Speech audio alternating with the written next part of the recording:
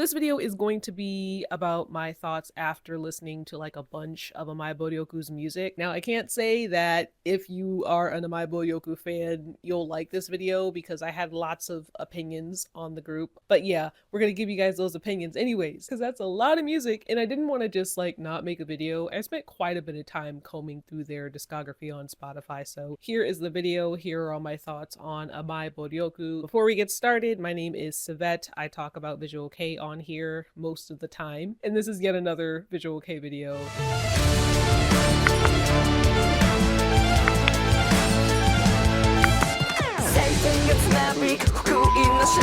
So first we're going to start off with why I decided to give Amai Bouryoku a listen. It happened 3 months ago when this PV came out. I just clicked it randomly, watched it, and I thought it was pretty cool. The name of this song is called Divine Fall. It's also called Datin. Datin had a nice sound to it, and also I really liked Amai Bouryoku's style. They have a very hyper modernized look. I know there are like different subgenres in visual K, different categories of visual K depending on what the bands sing about and how they look, but I don't follow none of that because I'm not personally interested.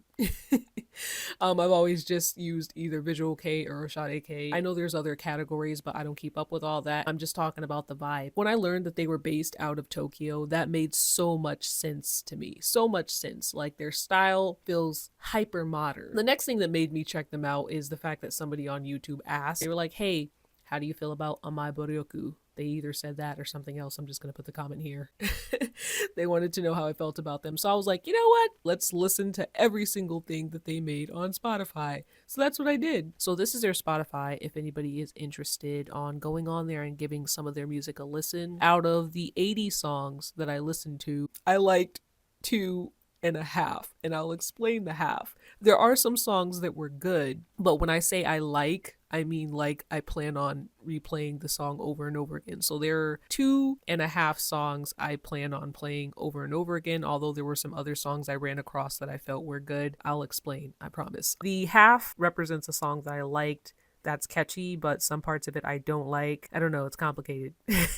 You'll see. If there was anything that I could praise Amai Bouryoku for, it's consistency, because Jesus Christ. There are about 20 EPs. Most of the EPs, except for I think 2 or 3, have 4 songs each on them. There's no use in showing that because you can barely see it anyways, so I'll just pull up a picture of Amai Bouryoku. My opinion of the songs on Spotify definitely depended on the year. 2018, didn't like anything. 2019, a little better, but still didn't like anything. 2020, a little better, but still nothing was sticking. I will say, I don't want to make it seem like they're not a good group. Despite my neutrality listening to each EP, I did recognize an improvement with each passing year, with each EP that I listened to. Goddamn, 80 plus songs.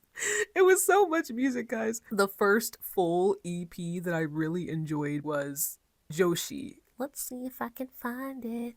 This 2021. That was the first album that I listened to where I was like, this is actually quite enjoyable. Everything else just felt neutral. Nothing really stuck. But when I listened to Joshi, I was like, oh, I like the setup of being able to show the actual stuff to listen to. It just makes it easier. If you're trying to listen to Amai Bouryoku, I suggest you listen to this EP first. It may still not be for you, but if that's the case, just go back to the beginning and listen to their whole discography like I did. And I'm saying discography on Spotify because I don't know if they have music that doesn't exist on Spotify, right? But Joshi was one of the more impressive EPs, I was gonna say in general, but actually some of their recent stuff like 2025, because I'm filming this January 1st, right? Some of it was actually pretty decent. But as far as their format of EPs with 4 songs each on them go, Joshi to me is solid. The first 2 songs are especially good. The other 2 songs are okay. Really, really cool to see the improvement that they made with consistency, because they were putting out a lot of music. I'm very impressed by that, because you find groups a lot of times and they don't have much and it's like, bro, what have you been doing all these years? And now I'm going to show you guys the 2 songs that are my favorite songs that I do plan. Why did I press that again? plan on playing again and again and again and again and again and again and again. I've really taken a liking to this song. I know it's here and it's not in English, but I can tell you guys what it means, or what it says. Not what it means, but what it says. This song is my favorite song. This is one of the 2.5 songs that I really, really like, and I see myself playing over and over again. I listen to this song a lot. This is their Daijoubanai album that came out in 2018. I know I said I didn't enjoy anything until 2021, but when I say that, I mean EPs, like a full solid EP. But the Daijoubanai album had Amai Bouryoku on it. Ironically, it is also called Amai Bouryoku. You would think I was obsessed with this band the way I played this song. And of course, I'm gonna let you guys listen to it. Here it is.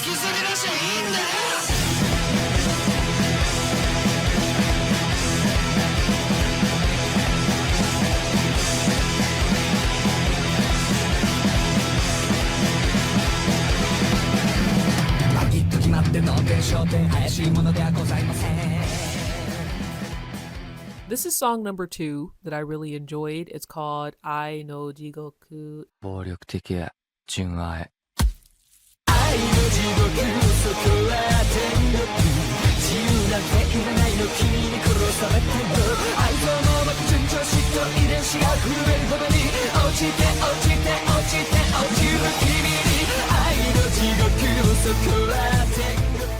I was very surprised to find out that there was a PV for this song. So I like to think that that means I found a gem. Because if there's 80 plus songs, obviously not every single song is getting a PV, right? But the songs that are really, really special are usually the ones that get a PV. So maybe I Know Jigoku was also something special to them. When I found out it had a PV, I was just like, oh, what are the odds of that? Listening to all of these songs, and one of the songs that I actually really, really enjoy happened to have a PV. I don't really remember much about the PV though, even though I did watch it. But I play I Know Jigoku all the time too. So between Amai Bouryoku and I Know Jigoku, I party with these songs. Like, I really like these two songs. I was going to give you guys the song that represented the 0.5, but I could not find it. So I'm just going to tell you guys the name of it. It's called Minagoroshi. I have a love-hate relationship with this song because I like certain parts of it, but hate other parts. So I play it every once in a while. Sometimes it gets stuck in my head and it's annoying because I'm just like, oh, I really want to listen to this part of the song. But in order to listen to this part of the song, I have to listen to this part of the song. You know, you ever just get pieces of a song stuck in your head and you're like, I don't really want to listen to this because I don't like the entirety of the song. Minagoroshi is I guess it's the 0.5. I have more songs to mention. I did say that you guys should go listen to the Joshi EP, right? There is a song called Muryoku on there that I think is very pretty. It just didn't stick in a way where I feel like I'll be listening to it for years and years and years, like the other two songs that I talked about. Like those, I will be replaying forever. You know, at least as long as I like Visual K, right? So overall, I feel like based on this video, you guys probably already know I did say I listened to a lot of their music and only found a couple songs that I liked. I personally don't think they suit my taste. The formula that I really like, that I feel like works the most for them though, is when they use a specific music sequence and then work around it and like adorn it with a whole bunch of stuff. Like the song Daten would be a good example of this formula, and then also Muryoku. When you get a chance, listen to Daten and listen to Muryoku, because I want you guys to know what I'm talking about when I say I like when they use a specific music sequence and adorn it with things. I feel like that formula works really good. It has been a long while since I've spent this much time listening to a suggested artist, and even though overall their music isn't for me, the consistency is freaking admirable. You know, when you listen, what the heck? Did they come out of the... Did you guys see that? Does it come out of the... Did they just move out of the picture?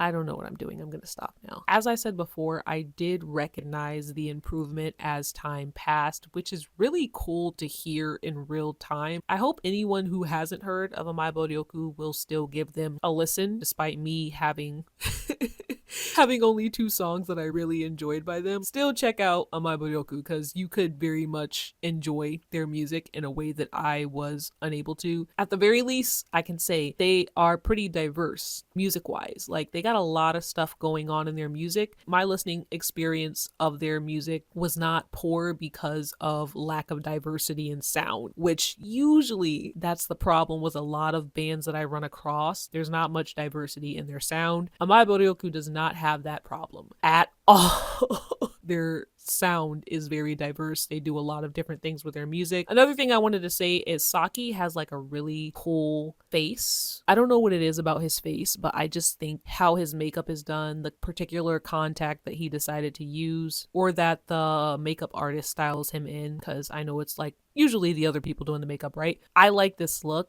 It's very striking, and I feel like Saki sticks out. A lot of band members can blend in, but this man is particularly striking. His features match with the makeup that he has. That was one of the reasons why I was always able to tell Amai Bouryoku when I saw them, kind of like here and there, right? Is because Saki has like a very cool face. And yeah, dude, that's all I have to say about Amai Bouryoku. I was super surprised that my main issue with him wasn't repetitiveness. Like I said, they don't suffer from that at all. That is usually the wall that I hit when I listen to a lot of visual K groups. Amai Bouryoku, they're experimental. They try different things. There just weren't many things that stuck with me, but it doesn't matter because from the looks of it, they seem to be doing pretty well. They seem to have a pretty established fan base. So they're doing a whole bunch of stuff, even though it doesn't seem like they're doing much online as far as like searching for images, mostly just images. You know how a lot of visual K bands have like images all over the place, and it's like you go on the internet, you type in that name, you're finding pictures out the hoo-ha of